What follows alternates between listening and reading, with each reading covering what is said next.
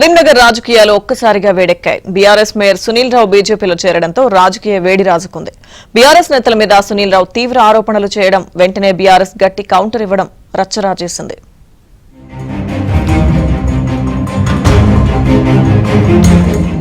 కరీంనగర్ లో బీఆర్ఎస్ కు చెందిన మేయర్ సునీల్ రావు కేంద్ర మంత్రి బండి సంజయ్ కుమార్ ఆధ్వర్యంలో బీజేపీలో చేరారు. మేయర్ సునీల్ రావు కొంతకాలంగా బీఆర్ఎస్ కు దూరంగా ఉంటున్నారు.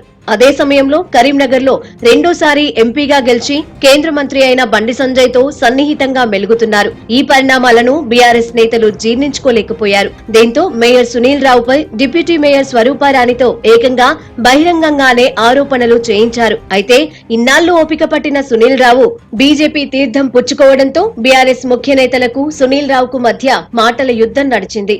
మేయర్ సునీల్ రావు ఇన్నాళ్లు గంగుల కమలాకర్ తో సన్నిహితంగానే ఉంటూ వచ్చారు. అయితే సునీల్ రావు బీజేపీలో చేరుతున్నారని తెలియగానే కొందరు గంగుల కమలాకర్ అనుచరులు సోషల్ మీడియాలో సునీల్ రావుకు వ్యతిరేకంగా పోస్టులు పెట్టారు. దీంతో నొచ్చుకున్న మేయర్ సునీల్ రావు గంగుల కమలాకర్ ను టార్గెట్ చేశారు. తన జోలికి వస్తే గంగుల కమలాకర్ బాగోతం బయట పెడతానంటూ ఆరోపించారు. దీంతో తన మీద సునీల్ రావు చేసిన ఆరోపణలకు గంగుల కమలాకర్ కూడా స్ట్రాంగ్ కౌంటర్ ఇచ్చారు. సునీల్ రావు కట్టుకున్న ఇంటిపైన కూడా గంగుల కమలాకర్ తీవ్ర ఆరోపణలు చేశారు. కరీంనగర్ స్మార్ట్ సిటీ పనుల్లో సునీల్ రావు చేసిన అవినీతిని బయట పెడతామని కౌంటర్ ఇచ్చారు. నేను ఇప్పటికీ ఖబర్దారని చెప్తాను. నేను ఇప్పటికీ బీఆర్ఎస్ పార్టీ నేను విమర్శ చేయదలుచుకోలే.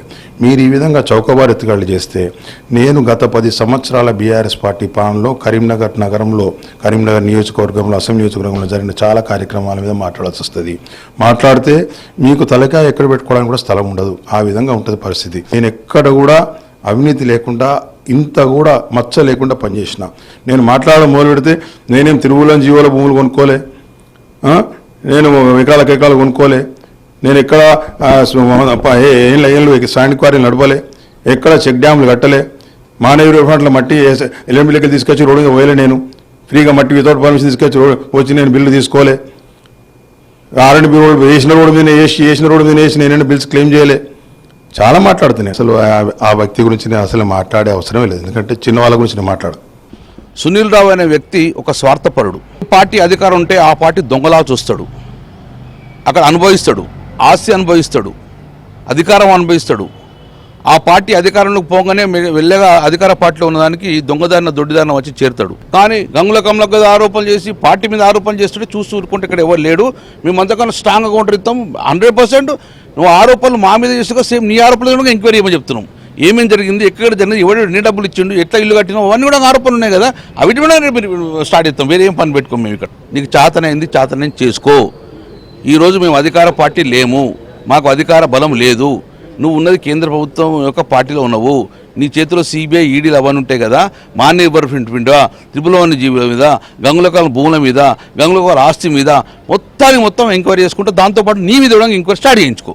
మొత్తానికి బీఆర్ఎస్ ను వీడిన సునీల్ రావు బీజేపీలో చేరారు. సునీల్ రావుతో పాటు మరో 2 కార్పొరేటర్లు కూడా బీజేపీలో చేరారు.